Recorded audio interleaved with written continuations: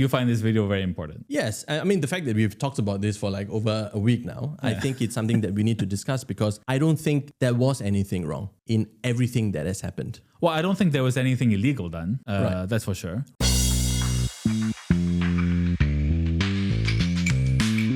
Hello. Saravanan. Hey. How are you? Welcome back to the show. Thank you. Welcome back to you too. Yeah, well, I have a lot of places to be. Well, thank you for making it to this podcast. Our podcast. Yeah. For those tuning in, welcome to Majula Presents Local Politics. Yes. And the tagline is... No agendas, just answers. Yeah. I got it right? You did. Marcus? Okay, great. As Marcus has said, you shouldn't be proud of that. We should have known this. But yeah, good to have us back again. This time, no guest. No. Sad. Sad, right? Yeah, I miss Rishi too. Yeah, so how was the show? Oh, it was really good. I think Sharul, I still thought was slightly funnier than Rishi. Ouch. Sorry, Rishi. Okay. But they were both really good. Huge round of applause when they finished. And Rishi also reposted on our podcast at the end of the show. Nice. So there could be a few people who are joining us for the first time, expecting to hear a satire show, but maybe just getting straight up hardcore politics and policy, right? Yeah. I mean, when I was there, you weren't there, but some people kind of like looked around and kind of looked at us as if, you know, maybe they... Looked at you? They had maybe heard the podcast. So you're a public figure now. Well, I don't know. Fancy man. Maybe I'm trying to just take some of the limelight away from you. I don't know. Me, okay. I don't need that. You can have it. But yeah, so today we are back with our regular programming. Yeah. And today we are going to be discussing an issue that has somewhat, been around in the news agenda for a while, which is in particular relation to the video about Edwin Tong, his volunteers, and in general around that. But before we dive straight into that, let's just do a little bit of a recap about everything that's happened. The country is coming, I guess, a little bit warmer towards this election fever. So some things have obviously... Oh man, election fever is pretty high, especially for people who follow it, and me being one of them for obvious reasons. I mean, it's been quite a fast pace of candidates being revealed. Prime Minister Lawrence Wong has, put out some messaging around the fact that what kind of team he's looking for. The opposition parties have also been, hard working on the ground. There's been a CEC election in the PSP. Where do you want to start? Let's maybe start with the Prime Minister, because I think of all the people that you said there, he probably gathers the most interest and attention. And he's my boss. He's your boss. Yes, boss. So let's go with that. Yeah. What has he said? I know that he had a message. He talked about getting stronger leadership for the next 10 or 15 years. Yeah. So what does that actually mean? Well, you'd have to ask him. But from my point of view, I think he has had a specific agenda on the type of PAP candidates that he's looking for to refresh the ranks. I probably said this before many times, but in every general election, usually about a quarter to a third of MPs are refreshed, right? So if you're looking at, now we have 97 seats after the EBRC report came out. So you're looking at about between 24 to 30, up to 33, 34 new PAP candidates coming in. And that's quite a bit. Are you one of those?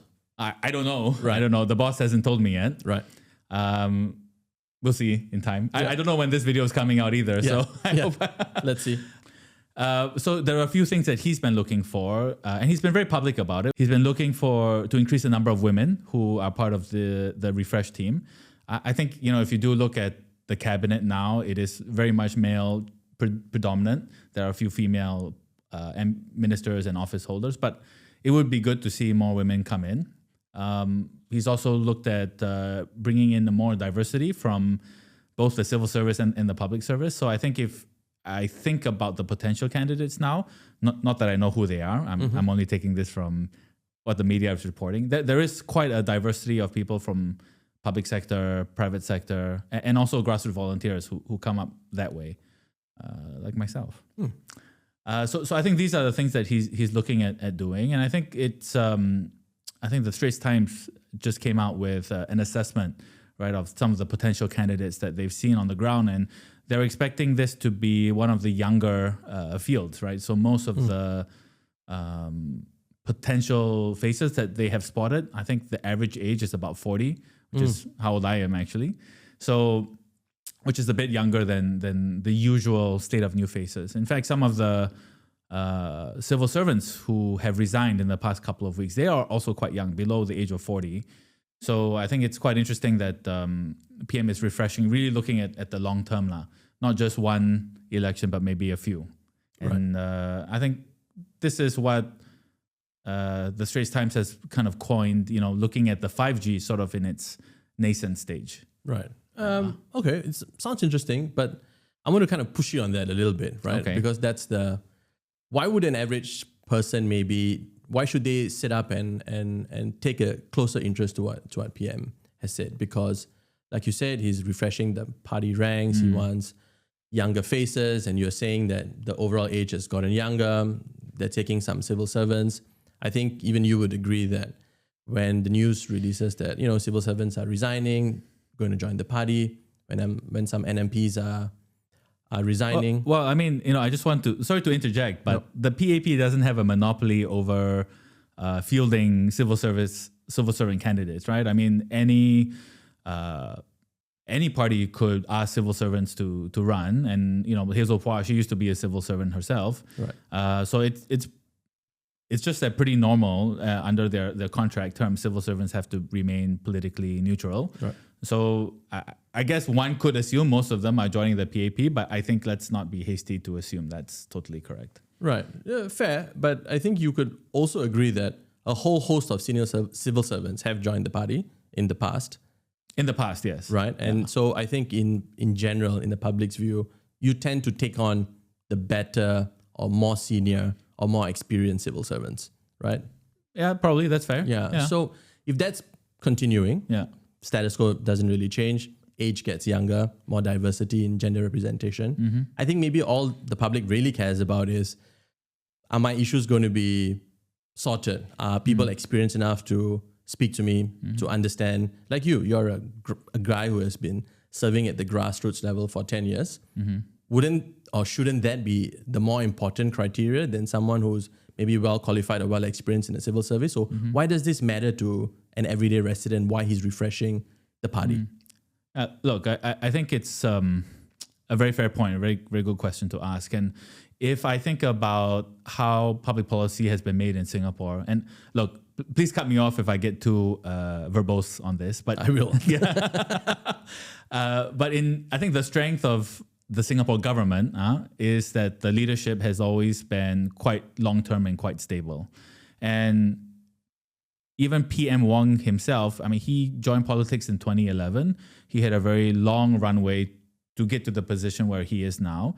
And throughout that, he was tested many, many times. And so it's important to bring in people who show high levels of capability, and then gives them the opportunity to show their mettle, because obviously at some point PM will have to hand over the title to someone else, and other ministers will probably leave at some stage, at this election or the next election.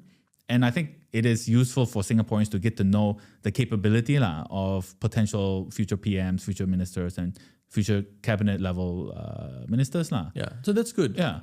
And I think it's also good that we have a younger crop coming in, because it also aligns with, not maybe just for 2 seconds put on my party hat, this whole idea of more representation for a younger forward SG kind of social compact, which tries to look at giving people, more multiple pathways to success, et cetera. Okay, now taking off my PAP hat.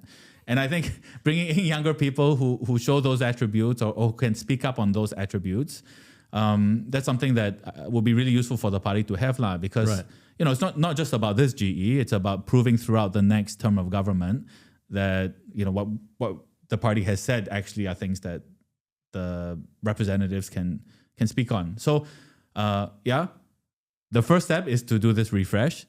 Now comes the second step, which is proving to Singaporeans that the party means what they say, and the people actually follow up. That's interesting, but for me, I guess the central question is still, you've been on the ground 10 years, serving MPS, volunteering, and you have a direct interaction with residents. Yes, this gives you a much better perspective of some of the trials, tribulations, challenges, and this changes, right? It's not fixed. No, it's not. And when you get maybe a civil servant, a young civil servant, who has not been doing that, or arguably might or might not have, but looking at it from the policy lens, how are they going to see what you've seen? And also, if they get elected, is it an easy thing to do? Go in, plug yourself in, and really come to grips with how residents are feeling? Look, everyone will have their own definition of what's easy or what's not. For me, it was not easy. It took me a long time to understand and how to read the messages on the ground, how to decipher what people are telling you versus kind of what they mean, and to build that trust. I would also say nobody can do it all, right? And now again, putting on my PAP hat, which I don't mean to do so much this show, sorry. It's that, I mean, we are one party, and so different people will be better at different things. And sure, I can understand, or I can sense different trends that are happening on the ground by the type of interactions I've been having for so many years, or through the kind of appeals that have come through our Meet the People session. But when you have people who haven't been on the ground for so long coming in and then maybe taking up office holder positions, then it's our job within the party to make their voices heard, both within the party itself and also in Parliament. Don't forget, I mean, if you look back at the track record of some of the backbenchers in Parliament over the last few terms, there's been very lively debates within their own party, within Parliament, on certain topics that affect the ground. So things like issues around, single unwed mothers having access to housing and better care. I mean, all of these things are trends that have come up through interactions on the ground that in the end, office holders have responded in kind to. So I don't think we should think of it as, this person doesn't have ground experience, so he's maybe not fit to lead.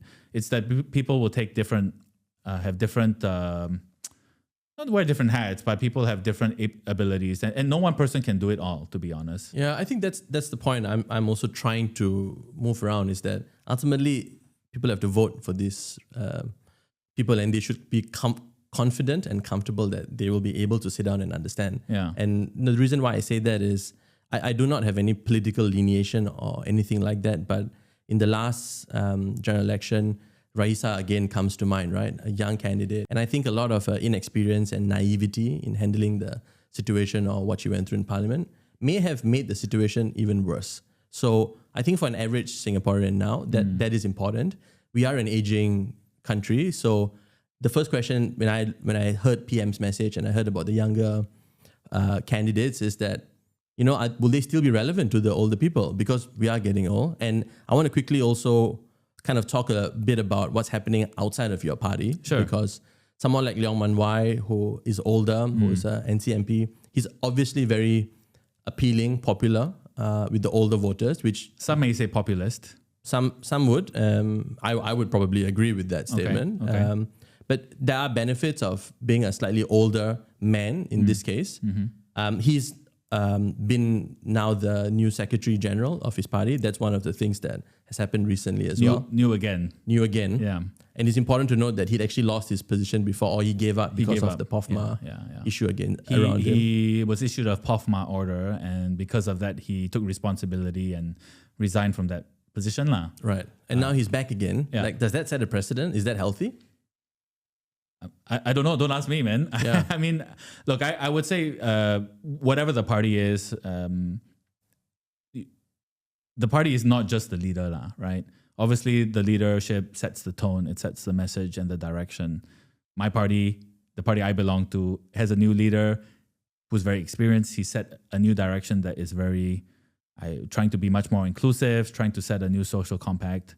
And I think it is easy to say just appealing to younger people, but there are people who are caregivers for their parents and their kids. We're trying to look at that. There are people who are still in our age bracket who have some frustrations or anxieties, and we're trying to see how we can deal with that. I mean, that's maybe a discussion for another time. Yeah. But for I think any party, the leader itself doesn't make up the whole agenda. You need to look individually at the team that is running. Right. I mean, Leong Man Wai, he's been very vocal in the last term of government. Everyone knows.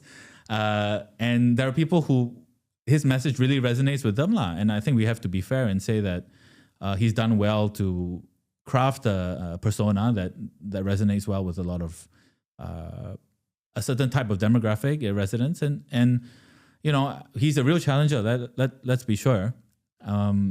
Well, yeah, he's not elected yet, so it can't be that real of a challenge. No, I mean, I think from 5 years ago being kind of a unknown name to now 5 years later, having a lot of bravado in the way he speaks. I think we've talked about him off camera a lot. I think he's a very smart guy who's crafted a political identity for himself that resonates with a certain type of people who have very real concerns and feel strongly about the fact that maybe they haven't been taken care of.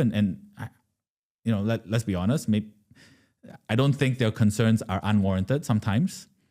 But whether his ideas have been that great, I mean, I beg to differ sometimes. Yeah, sure. And to me, that was also another interesting thing that came out of the PSP's press conference, right? Because we're talking about old and young. There's also too old.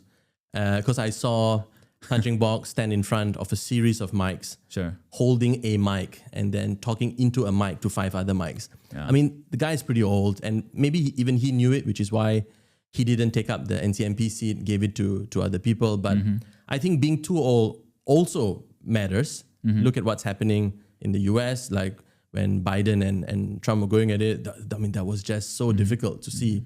But we are an aging country, so I think that matters. It's interesting for me to see PAP's leadership, Lawrence Wong, younger guy, Workers' Party, Pritam Singh, younger guy.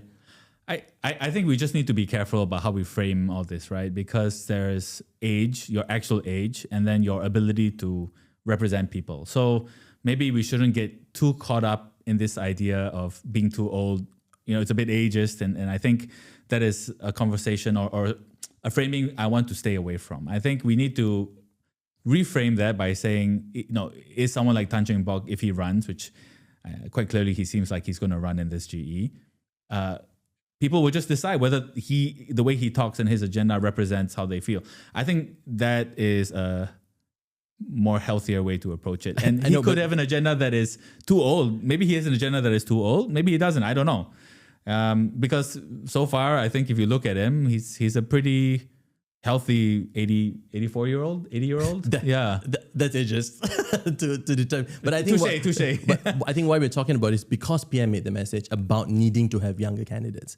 And I think a lot of people, particularly in Singapore, because you have the older generation, that message might not resonate, right? That's kind of what I'm kind of grappling with. But I think you're right. I think the general sense of what you're saying makes sense. Yeah.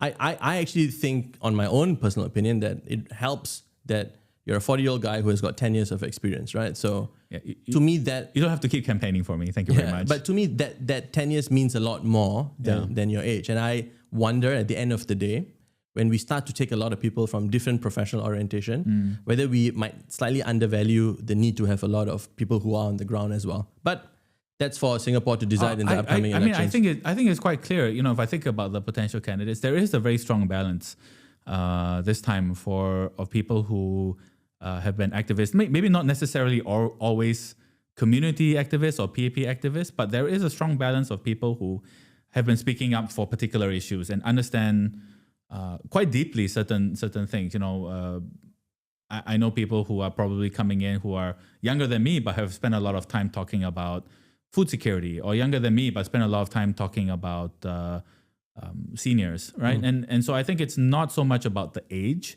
it's more about the runway and the experience that you have, and then putting the team together in a holistic way so that everyone's role can play a part well. It's very tough. I don't envy PM Wong in this position.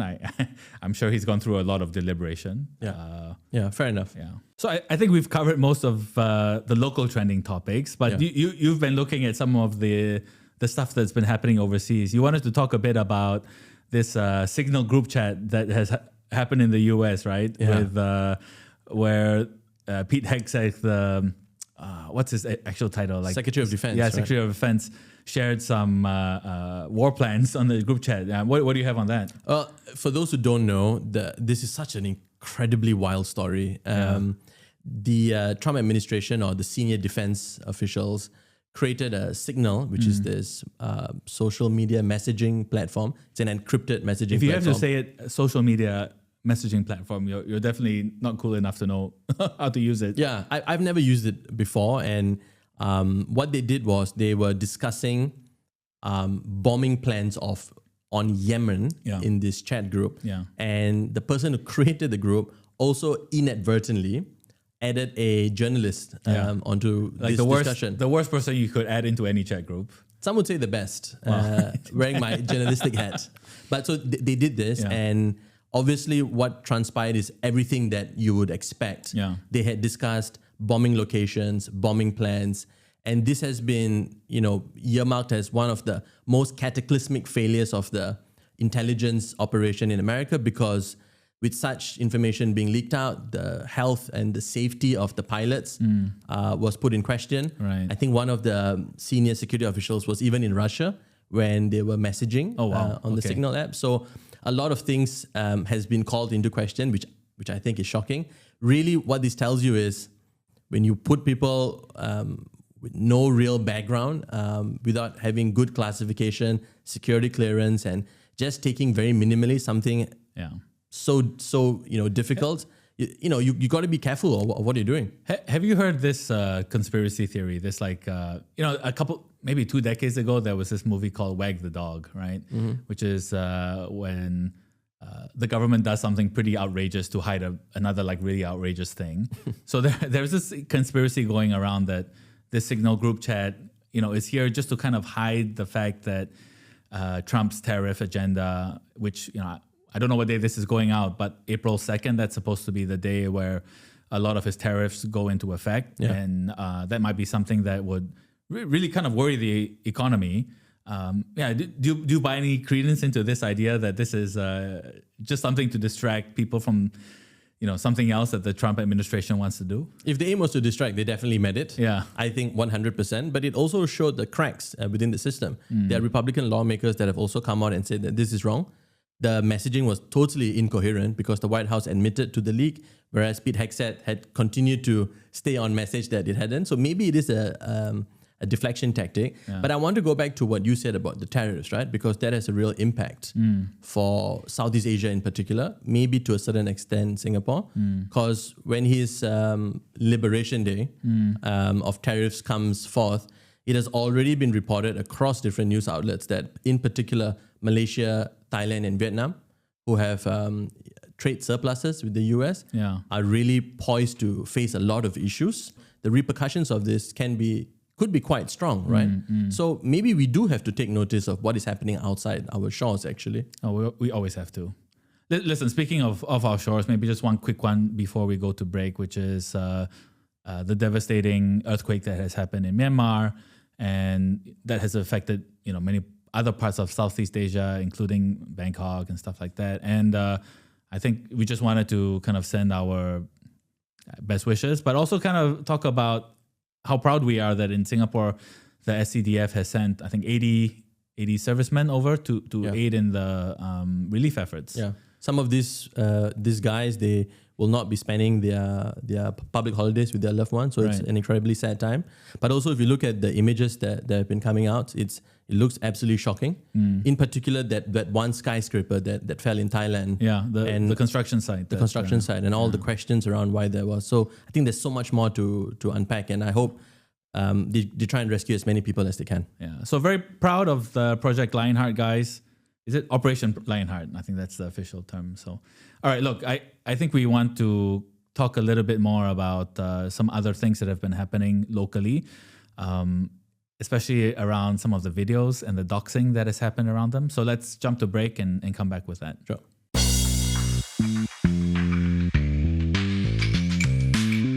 Welcome back.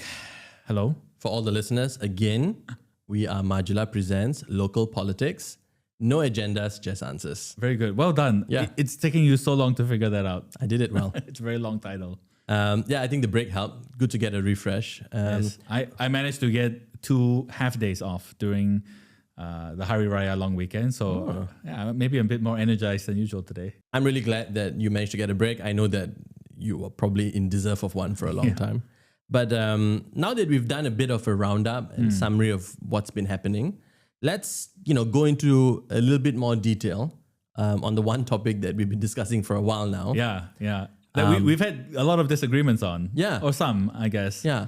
But maybe we both our differing opinions and views are maybe shared by the wider public. Sure. And I'm actually looking forward to discussing this with a little bit more detail. All right. And do you want to just maybe set the scene and the context for what is it that we're going to be talking about? Okay. So in the last couple of weeks, there have been a few, I guess, politically charged videos that have been put out on social media by different people. And I think we wanted to kind of talk about two of them today. The first one being the video that Minister Shanmugam and his team had put out at his MPS, right, related to the activists from the Mondays for Palestinian Solidarity. And look at that in context of the other video that has been put out recently by an average guy, basically. Yeah. By just someone who happened to be at a coffee shop. Member of the public. A member of the public, yeah, who took a video and put that up of Edwin Tong coming down to do a coffee shop visit in his estate. Yeah. And that one has picked up a lot of... I mean, people have been talking about it for weeks. We're not the first ones to talk about it. But I think the part of the story that hasn't been told is looking at the impact that video had on some of the volunteers who were there that day, some of Edwin Tong's volunteers. And we take kind of different, we see that issue quite differently. Right. Well, just to give the context. So for NP Shanmugam, he was conducting his MPS sessions. His volunteers were there, but there are also members of the public waiting to see the minister.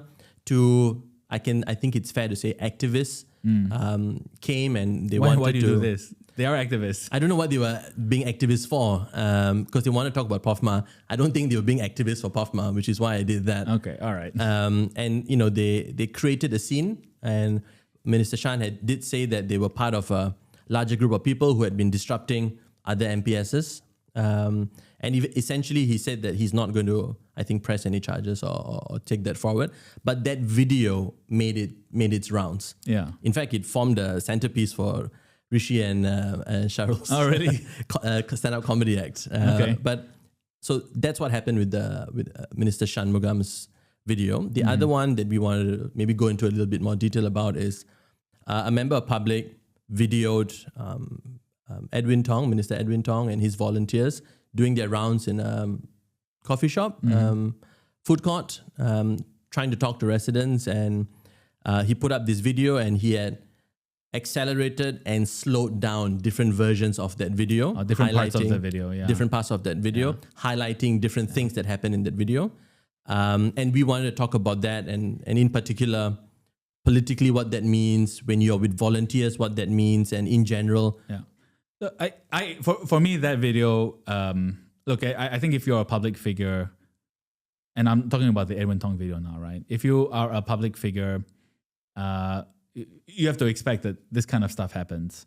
And, the issue is not that there was a video taken and not that there was a video put up, and not even that different media outlets, some of the media outlets which are very obviously anti-government or anti-Edwin Tong, had put up this video with captions that had kind of alluded to the fact that he wasn't well received.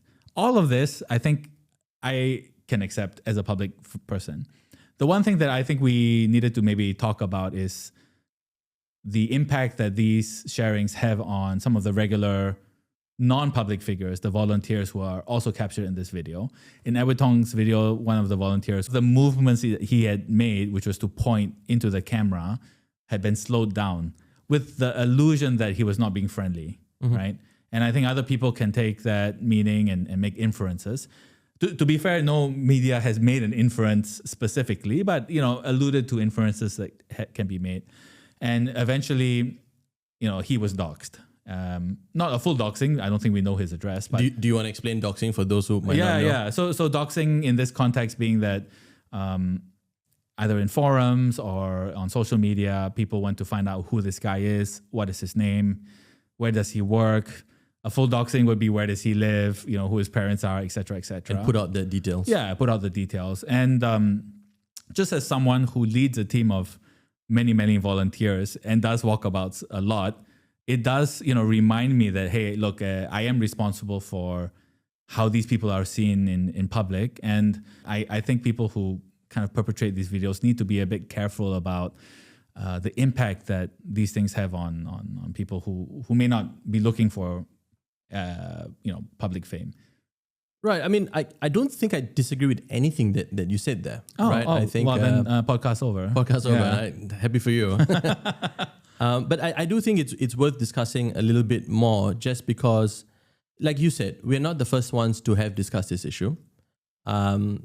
It has been discussed almost in exhaustion. Some people might not even have heard about it. That's how inconspicuous some of these things are nowadays in social media, whether it appears or not on your algorithm feed. But there has been discussions on what the role of videos, media outlets that carry videos, people who take videos, in this sense, accelerate and slow down or even manipulate some of these videos.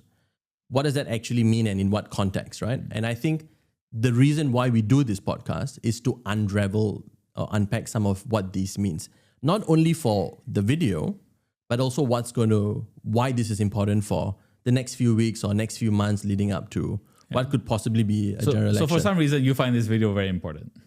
Yes. I mean, the fact that we've talked about this for like over a week now, I think it's something that we need to discuss, because I don't think there was anything wrong in everything that has happened. Well, I don't think there was anything illegal done. That's for sure. Right. And I agree. There's nothing illegal, but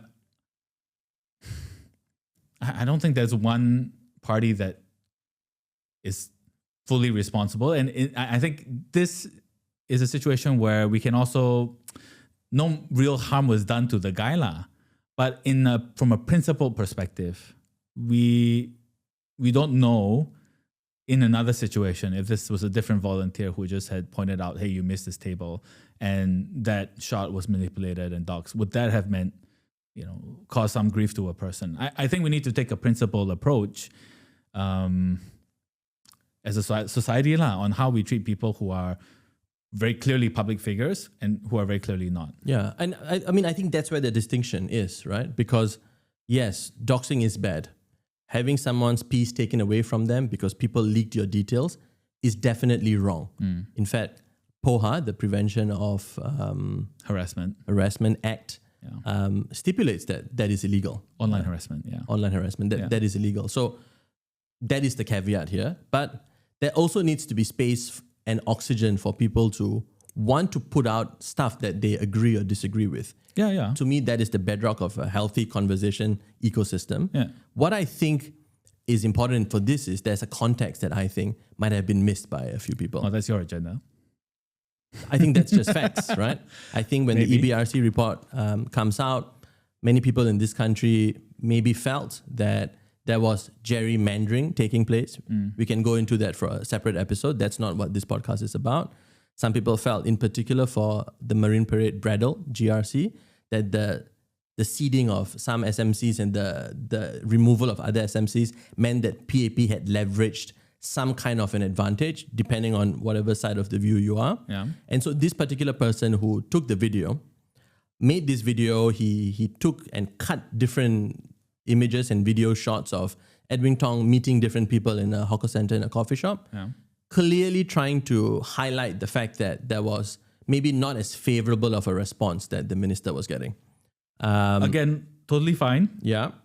In which we are in agreement with. That I think everyone has the right to put up videos like this, yes? Correct. Yeah. And he particularly slowed down in two moments in that video. Yes. One with an older person who moves what seems to be like a middle finger. Honestly, I don't even know anymore. Yeah, it doesn't really look and like it's it. not actually pointed at Minister Edwin Tong. It's pointed in a different direction. And at the ending shot, you see this particular volunteer come to the minister and say something and point towards the camera. And then the shot, the video ends with the person who takes the video in a nice kind of happy pose with Minister Edwin Tong. Right? And so people have said that the guy who's made the pointing had looked very angry, looked very stern. Was he trying to highlight that there was an angry table, or was he trying to pinpoint something while pointing? These were the kind of questions. Now, I checked with Wake Up Singapore, one of the media outlets that carried this footage. They say they didn't make any adjustments to the video. They took it and they put it up. And I don't think there's anything wrong with it. There shouldn't be an issue of how we control or regulate who puts up videos. Yes, Wake Up Singapore has had all kinds of agendas. And I think what they were trying to do is boost this particular person's video. But then the question that for me, I guess is something that we probably want to talk about is, if we are going to try and protect volunteers, it's interesting for me to hear your view because you've walked the ground with volunteers. You've spoken to people and volunteers' health has helped you. Is it right to point? That's one of the things that I hear come out quite a lot. Are you okay with that if your volunteers do it? How do you deal with that? And if someone takes a video of your volunteer, maybe in a, not in this case it's pointing, but maybe in a not so glamorous position, maybe you're discussing or sharing some views, would you go and tell members of public to not take a video? Like, has someone who's done this before, how would you deal with a situation like that? Well, look, first, you're right to say that none of the media outlets have doctored this video, which is true. I think we all can agree. But there are media outlets out there who have a political slant, who have taken the video, posted it as is, but add captions that would drive the viewer to kind of question the meaning behind the video. Okay, so I want to make that clear, right? It's not like a video was like, hey, look at this video. It's look at this video, the reception of this guy. But echoing the sentiments of the guy who put out that video, right? Absolutely. It's not a narrative that they created on their own. Actually, the guy who put out the video came back to say that the narrative is very different. The guy who put out the video, he eventually came back and said, no, I just wanted to show that, look, from my perspective, there are better ways, or this wasn't the best way to engage with residents. He never said residents were not receptive to Edwin Tong. He said the MPS session could have been done slightly differently or better, right? Sure, yeah, but that's very different from saying they're not receptive. Yeah, I don't think he was talking about Wake Up Singapore or TOC. I think he was talking about members of public who went on social media and started to attack this guy. That they took the frame out of conversation. Or whatever. Look, so that's one. I think that these videos, it's in the right of any media agencies who put it up, as long as it's not a lie, to frame any video they want. I think that's totally fair in Singapore. I have no objection to that. On the volunteer question, I mean, you pose an interesting question, right? Like, just like the Shan video, just like this video, when you are in a public place, anyone has the right to take the video of that area and anyone in it. And so I don't have any issue with my volunteers or volunteers showing up in videos. I think it's normal and it is expected. The additional care we have to take is not about like one person points or one person like that. It's the impact that an editing or illusion of the video will have on someone later on. So actually, I mean, this is an issue that even I hadn't really thought so deeply about until the video came out, right? And so when I talk to my volunteers, the next time I have the chance, it's going to be like, hey, just remember, we are in a branch in the opposition ward.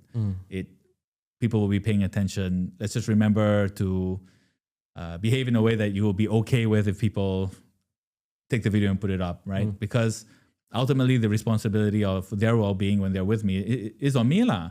And so I want to make sure that nothing untoward happens. Certainly, if anyone gets doxxed, any of my volunteers do get doxxed for something that I have done or for a reception that I have, I would find that incredibly unfair because they are there just to help.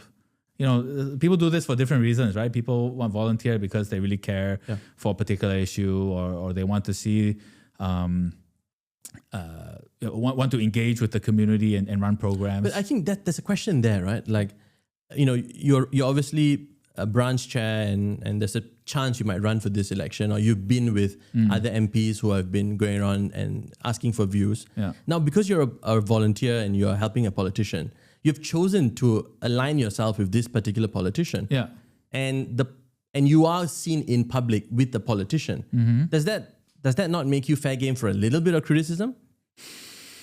Yeah. Look, I think the issue is that the criticism, the concern I find here is that the criticism that this guy got is not for doing anything really wrong. He got doxxed for just like pointing the finger somewhere, and we just see a bit of the video. We don't know the full situation.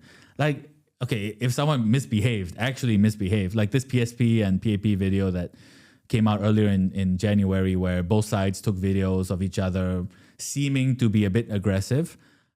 Look, I mean, that stuff happens, that stuff gets out. I would find it hard to defend the position I have now in that, right? But the position, what I'm saying is like, these guys didn't do anything to warrant being doxxed. Yeah, and in situations like this, which is the most common situation, people are just helping me, handing me a flyer so I can give it out to someone, helping me take down some notes.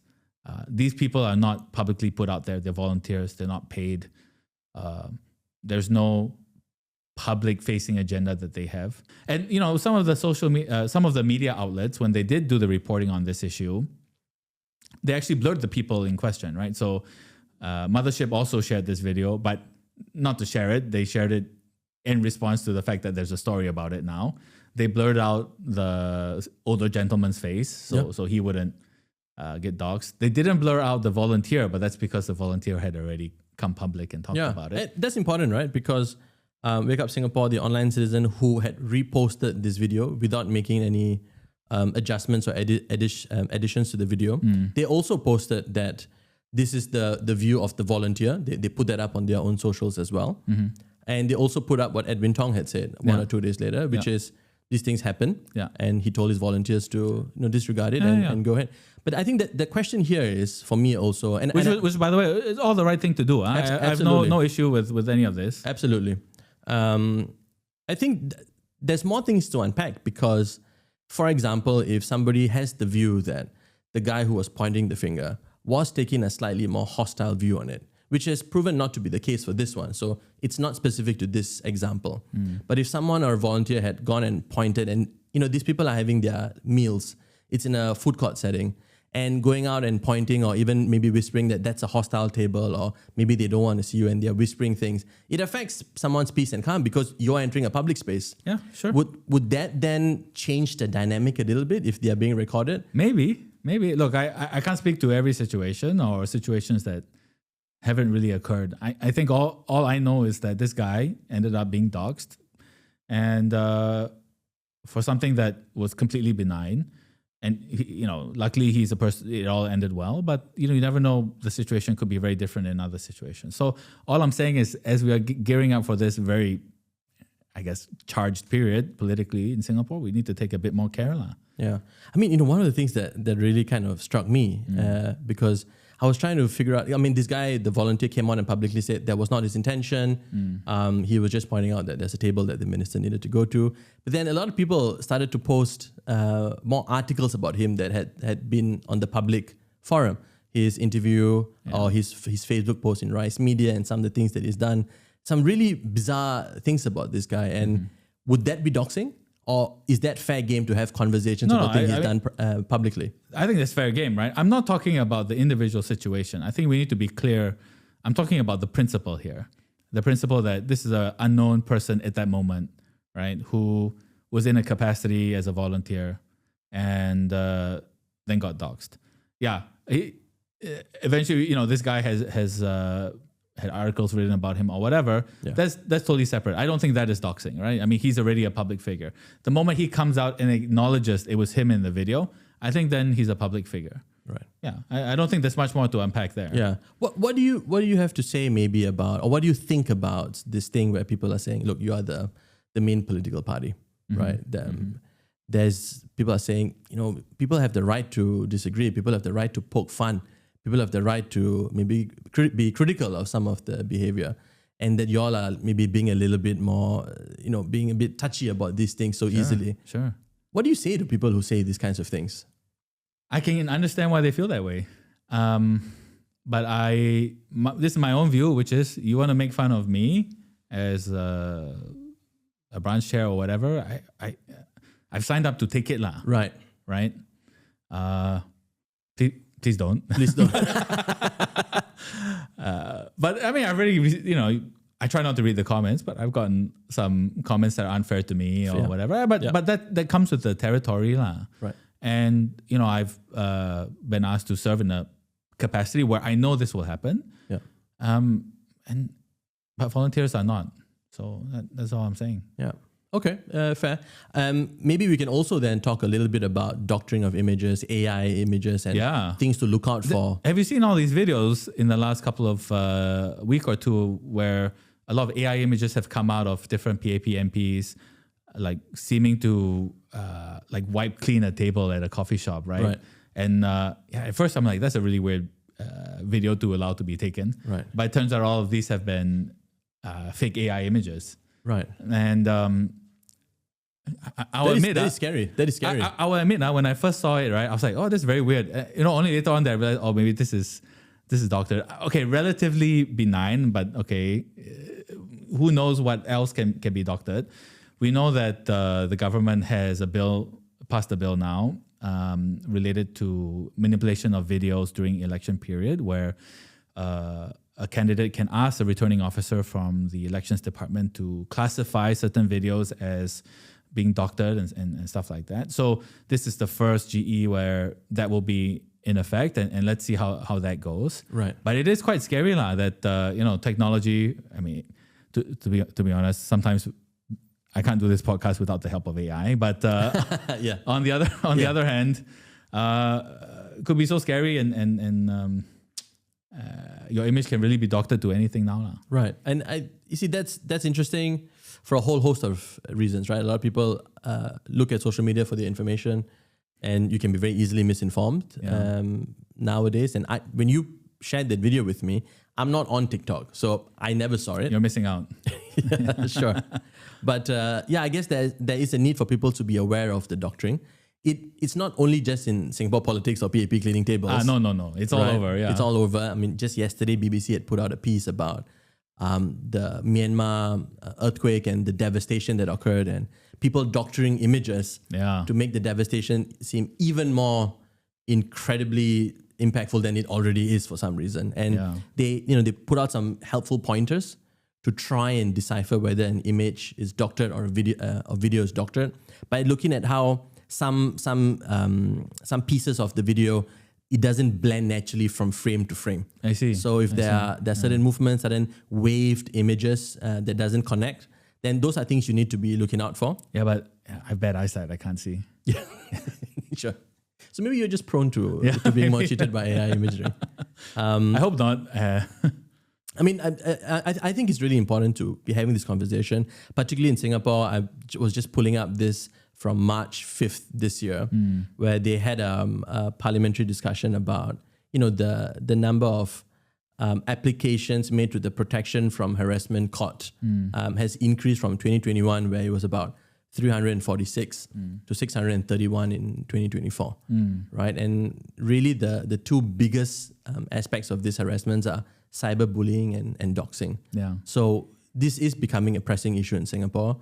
The statistics and data have shown that there are more of these cases happening, and it's quite a significant increase. Yeah. And actually, it's quite alarming because you see a lot of people putting up videos of people crossing the Tuas checkpoint and hitting each other's cars, or more concerningly in schools. Like I said, even for me, it's hard to tell sometimes what's real, what's not.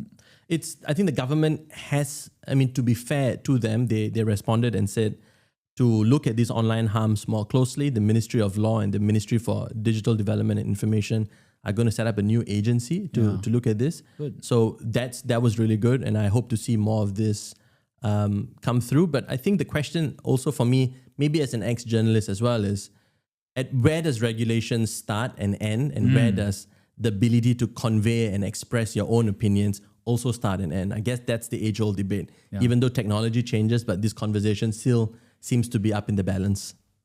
All right. It's been a good episode. We've unpacked quite a bit. We'll be back with a few more. And anything you want to leave us off on? Well, I hope we can continue to occupy a comfortable space in your living room because we are Margilla Presents Local Politics, and our tagline is no agendas, just answers. So please subscribe, and we look forward to speaking to you and to each other soon. Goodbye.